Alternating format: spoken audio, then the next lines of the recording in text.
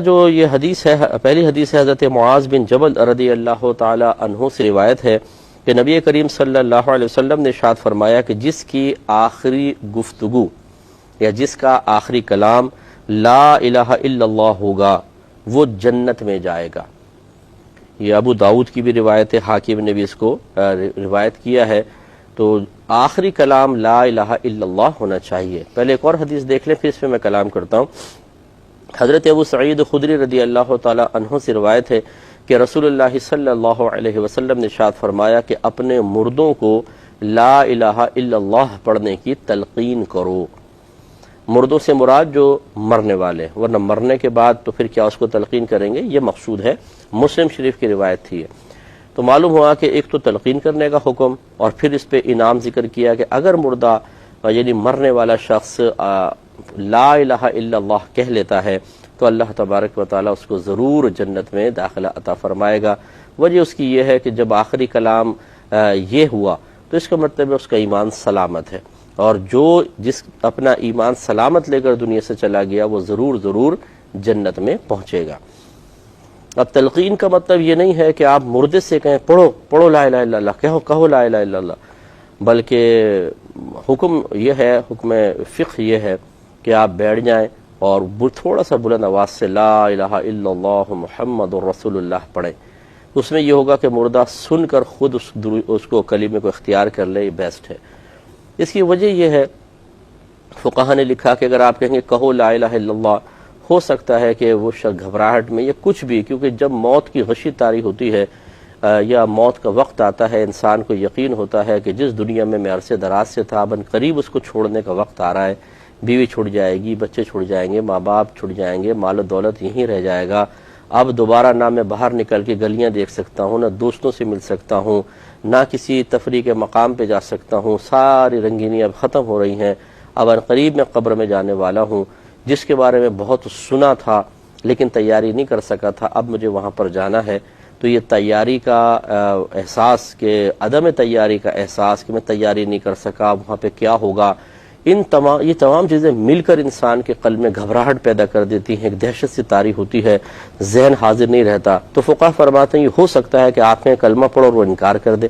اور یہ قطعاً غیر مناسب ہے۔ ایک بزرگ کے بارے میں آتا ہے، حضرت مالک بن دینار رحمۃ اللہ علیہ کی طرف منسوب کیا گیا ہے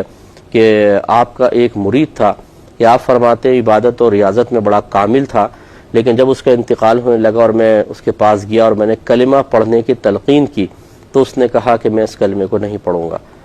اور پھر جب مزید کلمہ پڑھا گیا قریب تو کہنے لگا میں اس کلمے سے سخت بیزار ہوں، اور یہ کہتے ہی اس کا انتقال ہو گیا۔ کچھ عرصے بعد آپ کو خواب میں وہ شخص نظر آیا کہ جہنم کے فرشتے اس کو گھسیٹ کر جہنم کی طرف لے جا رہے ہیں۔ تو اس نے کہا، بزرگ نے پوچھا کہ تمہارے ساتھ یہ معاملہ ایسا کیوں ہوا، تم تو بڑے نیک پرہیزگار تھے لیکن آخری وقت میں سلب ایمان کیسے ہو گیا؟ تو اس نے جواب دیا کہ حضور 3 باتوں کی وجہ سے، ایک تو یہ کہ میں غیبت کیا کرتا تھا، دوسرا میں چغلی کرتا تھا، یعنی لڑوانے کے لیے ادھر کی باتیں ادھر لگا دیا کرتا تھا، اور ایک یہ کہ مجھے ایک طبیب نے کسی بیماری میں یہ کہا کہ تم سال میں 1 مرتبہ 1 گلاس شراب پی لیا کرو،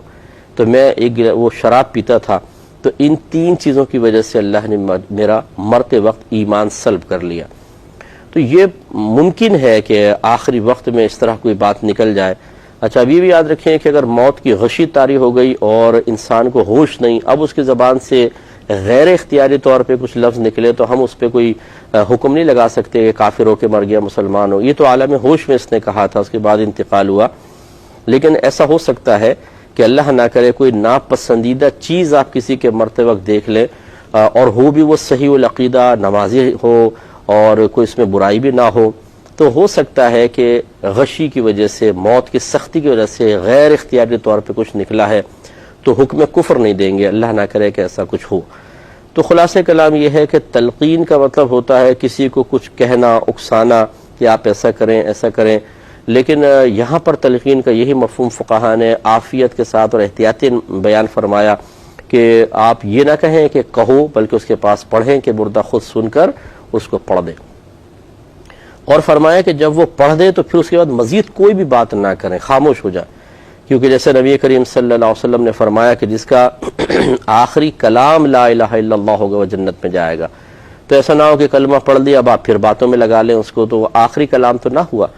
اس لیے ضروری ہے کہ آخری کلام، یعنی بہتر ہے، ضروری سے مراد کوئی فرض یا واجب نہیں ہے، بہتر ہے کہ اس کے آخری کلام لا الہ الا اللہ ہونا چاہیے۔ اب ہمارے یہاں تو کہتے ہیں جی جلدی سے وصیت لکھوا لو، اس سے پوچھ لو کہ مکان کے کاغذات کہاں رکھے ہوئے ہیں، ارے اس سے پوچھو کوئی اکاؤنٹ وغیرہ اکاؤنٹ ہم سے چھپا کے تو نہیں بنایا ہوا تھا۔ ایسی ایسی باتیں اطراف میں ہوتی ہیں تو بیچارے کو کیا کلمہ یاد آئے گا۔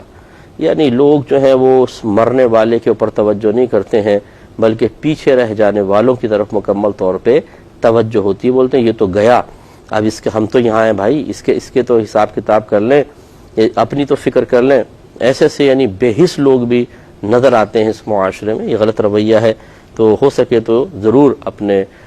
مرنے والا کہ کوئی آپ کے قریب میں ہے تو اس کو لا الہ الا اللہ کی تلقین کریں۔ اللہ تبارک و تعالی سے دعا ہے کہ جو کچھ سنا اس پر عمل پیرا ہونے کی توفیق عطا فرمائے۔ وآخر دعوانا ان الحمد للہ رب العالمین۔